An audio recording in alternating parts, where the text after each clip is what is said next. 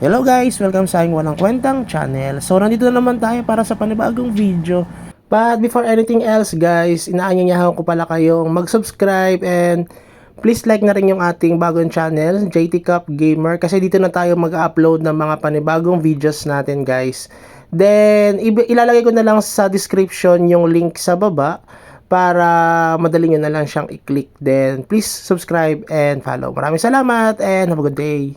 Ngayon guys, ay i-feature naman natin yung top 1 namin dito sa aming server na Blade Knight. Siya ay top 8 sa amin. Anyway, tayo pala guys ay tumaas ang ating rank. Naging rank 9 na tayo. So, yung i-feature natin ngayon ay yung rank 8 natin.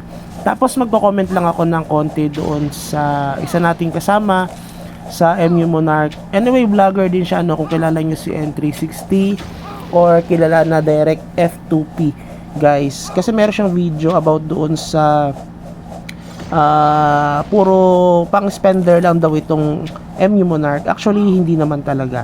So ayan, makikita nyo dito guys na tayo ay rank 40 na dito sa overall from server 129 to 144.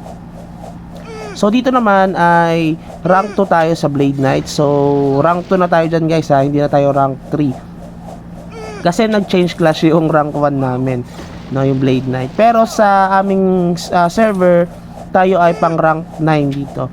So makikita nyo si N360 ay pang rank 23, no. Kaya nyo nasabi kasi na parang dead server or may mga negative comments siya dito sa MU Monarch dahil nga kasi na-stuck siya sa level na yon. Tapos sinasabi niya pang spender daw yung laro. Actually hindi, kasi tignan nyo, mas marami siyang gastos sa akin kasi may finrare na siya.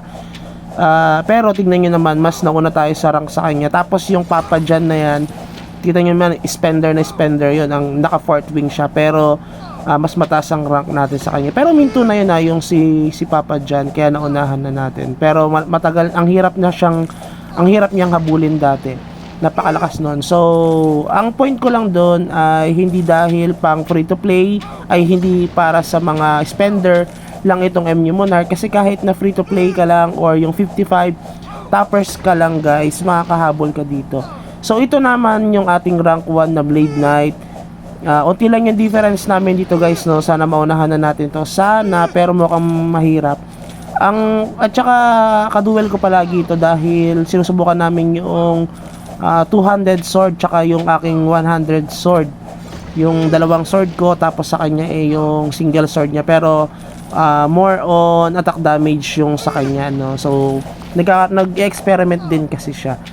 Pero talo tayo dito guys dahil nga mas maganda yung kanyang fluorides. Mayroon siyang level 10 na fire at pure fire siya guys. Meron lang siyang win konti, kinuha niya lang yung option ng reduct para naman tumigas siya. Kasi nung pure fire siya guys, talo natin siya kasi ang lambot niya talaga. Pero nung kinuha niya yung win ng option, kinuha niya lang yung parang 4% ng PVP damage reduction, medyo natalo niya tayo sa madaling salita, kasi mas maganda rin yung set niya, yung option ng set niya compare sa atin. Kasi sa atin hindi kasi nag-focus ngayon sa set, mas nag-focus ako sa win at saka sa ice fluoride, kasi balak natin baguhin yung ating build doon sa ating Blade Knight. Kasi syempre para masubukan naman natin, kasi usual na nakikita ko dito sa mga players na Blade Knight, samot sari, no, kasi merong mga fire fluorides, yung pure, tapos meron din namang ice and wind. So gusto naman subukan natin yung ice and wind. Tapos mas lamang siya sa atin sa wing, sa third wing. At saka itong elemental gears niya, mas lamang siya sa atin, kaya talagang talo tayo dito. Pero hindi nagkakalayo yung ano namin, yung aming lakas, no, kasi halos magkadikit lang yung rank namin eh. Tapos nagduduel nga kami palagi nito. Kapag nag pure fire siya, talagang talo siya sa atin. Pero kapag nagdagdag siya ng win, syempre medyo kumunat siya. Iba pa rin yung damage nung yung pag tumagal sila, yung damage nung yung 200 sword. Talagang go hit talaga yung buhay ko dito, kahit na ako ay naka win fluoride. Tapos yung option lang nung kanyang sword, dalawa lang, di ba? Tayo kasi apat ang option ng ating sword. Tapos yung set kasi natin, kaya tayo talaga natalo dahil Ang pangit kasi ng set natin, no? Parang 3 ang maganda lang sa akin yung armor, 3 option, wala lang DSR. Wala kasi akong DSR kahit isa. Meron lang reduct and reflect. Tapos yung helm ko pa meron pang MP, 'di ba? So, yun kaya medyo natalo tayo doon. Tapos naman itong itong si Papa John, malakas to eh. Sayang lang at nag-quit na siya at hindi niya nabenta yung set niya. Siguro na busy, nagkaroon ng second family. Tapos nahuli ng asawa, kaya ayun, hindi niya na naasikaso ito. Pero malakas ito guys. So ibig sabihin lang nito guys, ang na-top up ko lang ay 750 plus.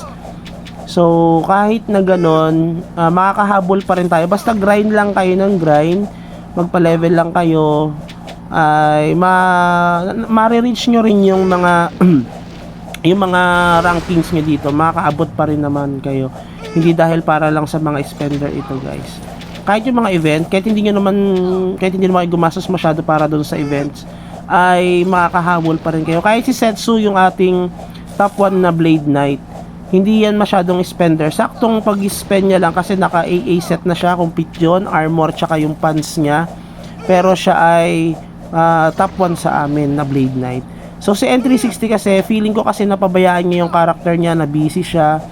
Tapos dahil nag 200 sword siya, yun ang isa problema doon na para sa akin. Bumagal siya magpa-level.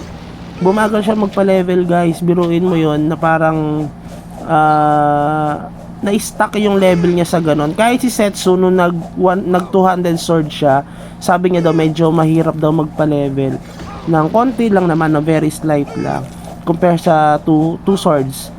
So, yun yung nakikita natin na disadvantage. Pero pagka PvP, talaga, lusaw ako dun. Kapag tumama yung plus 30 damage niya sa atin.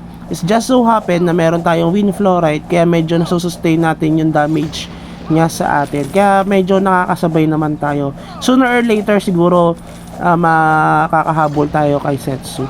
Tapos, yung sinasabi niya, marami daw nag-quit. 'Di ba? Actually hindi eh. Biruin mo dito sa amin, 64 kami sa guild namin. Isang guild lang to, Viva Max. Ang active dyan usually, yan, kita nyo naman, 10 kaming active ngayon kasi gabi na. Tapos yung mga kasama namin, ilang oras lang silang AFK. Usually wala pang isang araw or 2 araw. Yan, yung iba kasi dami dyan. So pero usual, nag-o-open yan. Ibig sabihin mo na lang mga 30 players or 40 players ang active dito sa amin. Kasi pagka Sage War, ang dami-dami namin, sa totoo lang. Kaya, may mga nag-quit, pero hindi naman lahat. Tapos, syempre may nagmo-merge, ganon.